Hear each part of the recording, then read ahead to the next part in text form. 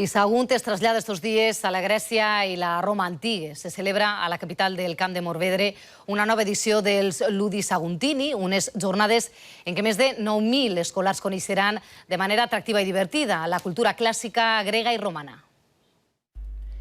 Sagunt fa un salt darrere en el temps i torna a viure a l'època clàssica amb la 16ª edició de Ludi Saguntini, unes jornades de divulgació de la cultura grecorromana que inclouen representacions teatrals en un escenari de luxe i també tallers didàctics i lúdics en diferents punts de la ciutat, impartits per professors, però també per alumnes.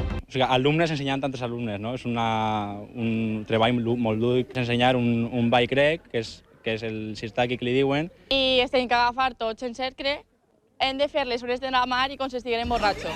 Una bona forma de estudiar y divertirse a la hora. Han aprendido en una hora tanto como han aprendido en montones de horas de clase, porque aquí pueden tocar, pueden jugar. Nosotros nos llamamos la asociación Ludere el Discre, o sea, jugar y aprender. Diferents jocs, com feien les coses, com escrivien. Més de 9.000 alumnes de 200 centres diferents, alguns d'ells de fora de la comunitat, participen en els tallers didàctics i lúdics. Un dels tallers que més interès ha despertat és els de jocs mitològics, però com veuen, són jocs no molt diferents dels que nosaltres coneguem. Fins divendres, Sagunt es troba amigablement envaïda per grecs i romans.